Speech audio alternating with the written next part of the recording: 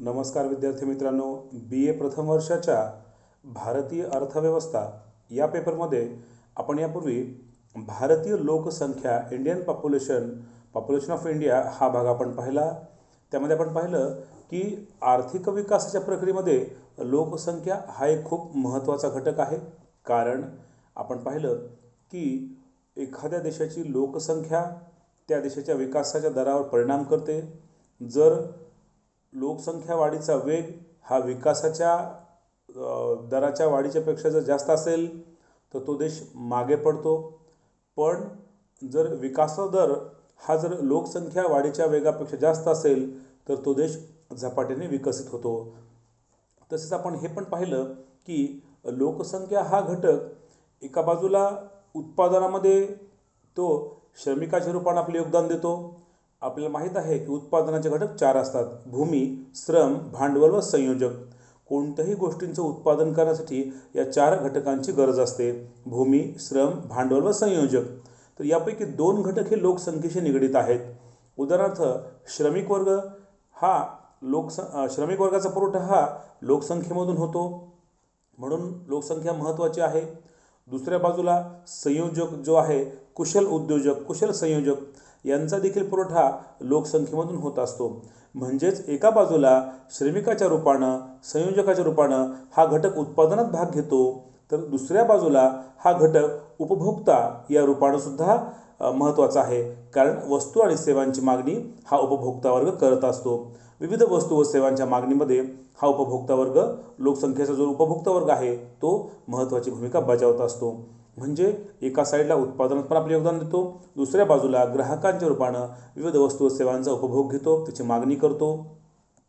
जर देशाची लोकसंख्या विकसित असेल म्हणजेच आपल्या देशातील मनुष्यबळ हे साक्षर असेल, त्याला तांत्रिक ज्ञान असेल, ते कुशल असेल व लोकांचे सरासरी आयुर्मान जास्त असेल, लोकसंख्या निरोगी असेल, तर अशी लोकसंख्या विकासात मोठे योगदान देते।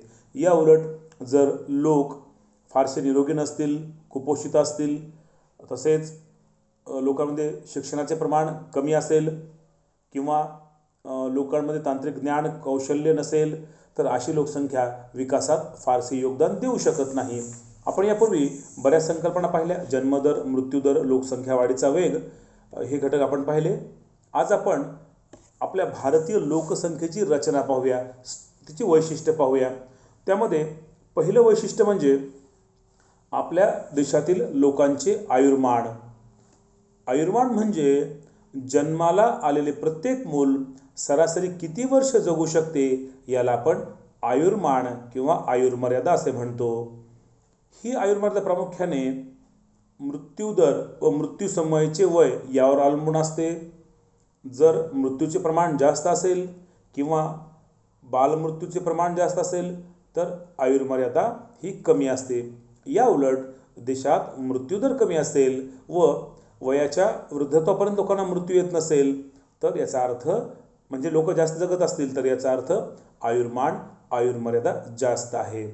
आपण पाहिलं की भारतात पूर्वी वारंवार दुष्काळ पडायचे, अन्नधान्य टंचाई होती, तसेच वैद्यकीय सुविधांचा अभाव होता, साथीचे रोग यायचे, यामुळे सरासरी आयुर्मान कमी होते। आपण जर पाहिलं तर 1911 ते 21 या कालखंडामध्ये भारतामध्ये पुरुषांचे आयुर्मान 19.4 वर्ष व स्त्रियांचे आयुर्मान 20.9 वर्ष होते। 1921 ते 31 या कालखंडामध्ये हे आयुर्मान पुरुषांचे 26.9 वर्ष व स्त्रियांचे सुद्धा 26.9 वर्ष होते। पुढे 1941 ते 51 या कालखंडामध्ये पुरुषांचे सरासरी आयुर्मान 32.4 वर्ष तर स्त्रियांचे 31.7 वर्ष होते। पुढे 1951 ते 61 या कालखंडामध्ये पुरुषांचे सरासरी आयुर्मान 41.9 व स्त्रियांचे 40.6 होते। 47ला देशाला स्वातंत्र्य मिळाले, त्यानंतर कल्याणकारी राज्याची भूमिका आपण स्वीकारल्यामुळे आरोग्य सुविधांचा विस्तार झाला, विविध वैद्यकीय सेवा सुविधांचा विस्तार झाला, परिणामी तसेच अन्नधान्याची उपलब्धता वाढली, दुष्काळावर आपण मात केली, परिणामी आपल्या देशामध्ये सरासरी आयुर्मानात वाढ झालेली दिसते। उदाहरणार्थ 1961 ते 1971 या दशकामध्ये भारतात पुरुषांचे आयुर्मान 47.1 वर्ष, तर स्त्रियांचे 45.6 वर्ष एवढे होते. पुढे 1971 ते 81 या दशकामध्ये पुरुषांचे आयुर्मान 54.1 वर्ष, तर स्त्रियांचे 54.7 वर्ष आयुर्मान होते. 2001 या वर्षामध्ये पुरुषांचे सरासरी आयुर्मान हे 63.9 वर्ष व स्त्रियांचे 66.9 वर्ष होते. पुढे 2002 ते 6 या कालखंडामध्ये भारतात पुरुषांचे आयुर्मान 62.6 वर्ष, तर स्त्रियांचे 64.2 वर्ष होते. अगदी अलीकडे भारतामध्ये आपण जर पाहिलं तर सरासरी आयुर्मानात वाढ झाली आहे, परंतु जगातील विकसित देशांची तुलना करता हे आयुर्मान भारतामध्ये आजही कमी आहे. दुसरा आपण घटक पाहिला तर वयोरचना, ज्याला आपण एज कंपोजिशन म्हणतो, म्हणजेच देशाच्या लोकसंख्येचे वयोगटानुसार विश्लेषण जर आपण केले तर आपल्याला देशाची वयोगट रचना समजते. कारण आपल्याला माहीत आहे की देशाच्या एकूण लोकसंख्येमध्ये वृद्धांचे प्रमाण किती आहे, तरुणांचे प्रमाण किती आहे व बालकांचे मुलांचे प्रमाण किती आहे, ही रचना समजणे महत्त्वाचे असते. कारण लोकसंख्येमध्ये 15 वर्ष ते 60 वर्ष हा वयोगट हा उत्पादनात स्वतः भर घालतो. 15 ते 60 वर्ष हा वयोगट कामधंदा करतो व तो अर्थव्यवस्थेच्या उत्पादनात भर घालतो. शेती, उद्योगधंदे, व्यापार, सेवा क्षेत्र यामध्ये हा गट प्रत्यक्ष काम करत असतो. आपण जर पाहिलं भारतामध्ये तर आपल्याला असे दिसून येईल की अगदी अलीकडील काळामध्ये म्हणजेच 1991च्या जनगणनेनुसार भारतामध्ये 0 ते 14 हा जो बालकांचा वयोगट आहे यांचे प्रमाण होते 36.5%. 57.1% ही जी होती ती 15 ते 60 हा काम करणाऱ्या लोकांचा वयोगट होतो. तर 60 वर्षावरील वृद्धांचे प्रमाण 6.4% होते. 2001च्या जनगणनेनुसार भारतामध्ये 0 ते 14 हा वयोगट जो होता तो 35.6% होता. 15 ते 6 हा उत्पादक लोकसंख्येचा गट 58.2% होता. तर 60 वर्षावरील म्हणजे वृद्ध व्यक्तींचं प्रमाण 6.3% होते. म्हणजेच भारताच्या एकूण लोकसंख्येमध्ये सुमारे 58% लोक हे प्रत्यक्ष उत्पादनात भर घालणारे आहेत, काम करणारे आहेत. ही आपल्या लोकसंख्येची जमेची बाजू आहे. व तसेच आपण जर पाहिलं तर अलीकडील काळात वृद्धांचे प्रमाणही वाढत आहे. आरोग्याच्या वाढलेल्या सोयीसुविधा, वैद्यकीय सेवा यामुळे वृद्धांचे प्रमाणसुद्धा वाढत आहे. आपण तिसरा घटक बघूया, स्त्री पुरुष प्रमाण, ज्याला आपण सेक्स कंपोजिशन म्हणतो, लिंग गुणोत्तर असे म्हणतो. कारण आपल्या देशामध्ये 1000 पुरुषांमागे किती स्त्रिया आहेत याला आपण स्त्री पुरुष प्रमाण असे म्हणतो. जर आपण विकसित देश पाहिले, America, England, Australia, Canada, Japan या देशांमध्ये दर 1000 पुरुषांमागे स्त्रियांची संख्या जास्त आहे. याचा अर्थ या देशामध्ये सामाजिक, आर्थिक, सांस्कृतिकदृष्ट्या स्त्रियांचा दर्जा हा बरोबरीचा आहे, महत्त्वाचा आहे. कुठेही स्त्रियांना कमी लेखलं जात नाही. परंतु आशियाई देशामध्ये व त्यातही भारतामध्ये स्त्री पुरुष प्रमाणामध्ये स्त्रियांचे प्रमाण हे आपल्याला कमी आढळते. दर 1000 पुरुषांमागे स्त्रियांचे प्रमाण कमी आढळते. याची अनेक कारणं आहेत. उदाहरणार्थ स्त्रियांचा जो दर्जा आहे तो निम्न मानला जातो. तिला संपत्तीचा, शिक्षणाचा अधिकार नव्हता. पुढे आपण तो दिला. स्वातंत्र्यानंतर आपण तशी घटना तरतूद केली व हा अधिकार दिला. परंतु आजही आपण जर पाहिलं तर ग्रामीण भागामध्ये स्त्रियांकडे पाहण्याचा पारंपरिक दृष्टिकोन आहे. म्हणून स्त्री भ्रूण हत्येचं प्रमाण जास्त आहे. परिणामी आपल्याला याच्यामध्ये स्त्रियांचं प्रमाण हे कमी झालेलं दिसतं. आपण जर पाहिलं तर 1951 साली भारतामध्ये दर 1000 पुरुषांमागे स्त्रियांचं प्रमाण 946 एवढं होतं. 1961 साली हे प्रमाण 941 एवढं झालं. पुढे 1971 साली 934 झालं. 1991 साली दर 1000 पुरुषांमागे स्त्रियांचं प्रमाण 929 एवढं घसरलं. 2001च्या जनगणनेनुसार भारतात 1000 पुरुषांमागे 933 स्त्रिया होत्या. तर 2011च्या जनगणनेनुसार दर 1000 पुरुषांमागं स्त्रियांचं प्रमाण 940 होतं. म्हणजेच 2001ला जे प्रमाण 933 होतं ते 2011ला 940 एवढं झालेलं दिसतं. म्हणजे स्त्रियांच्या प्रमाणात वाढ झालेली आहे. यामध्ये अनेक घटक कारणीभूत आहेत. शासनाने केलेल्या विविध योजना, शिक्षणात झालेली वाढ, स्त्री शिक्षणात झालेली वाढ. परंतु आजही हे प्रमाण विकसित देशांची तुलना करता हे प्रमाण कमी आहे. अपवाद फक्त केरळ राज्याचा. केरळ राज्यामध्ये मात्र स्त्रियांचं प्रमाण दर 1000 पुरुषांपेक्षा जास्त आहे. म्हणजेच अगदी अलीकडील म्हणजे 2001च्या जनगणनेनुसार भारतामध्ये केरळ राज्यामध्ये स्त्रियांचं प्रमाण दर 1000 पुरुषांमागे 1058 एवढे होते, तर हरियाणा या राज्यात सर्वात कमी म्हणजे दर 1000 पुरुषांमागे 861 एवढे प्रमाण होते. यात वाढ होणे आवश्यक आहे. त्या दृष्टीने आपल्या भारत सरकारचे व राज्य सरकारचे प्रयत्न चालू आहेत व त्याला सकारात्मक दृष्टीने यशही येत आहे. आपण जर चौथा घटक पाहिला तर भारतीय लोकसंख्येची व्यवसायानुसार विभागणी म्हणजेच occupational distribution of our population. तर भारतातील एकूण लोकसंख्येपैकी किती लोक शेती व तत्सम क्षेत्रात काम करतात, किती टक्के लोक उद्योगधंद्यामध्ये काम करतात व किती टक्के लोक सेवा क्षेत्रात काम करतात, हे प्रमाण कळणे आवश्यक आहे. याचे विश्लेषण करणे आवश्यक आहे. कारण जेवढा देश विकसित तेवढं द्वितीय आणि तृतीय या क्षेत्रात काम करणाऱ्या लोकांची संख्या वाढत जाते.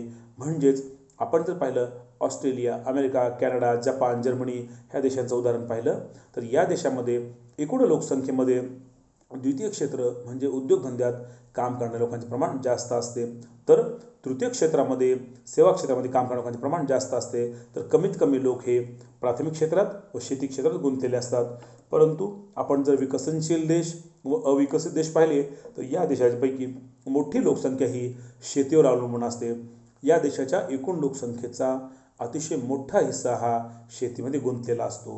म्हणजेच भारतासारख्या विकसनशील देशामध्ये कृषी क्षेत्राचा एकूण रोजगारामध्ये मोठा वाटा असतो.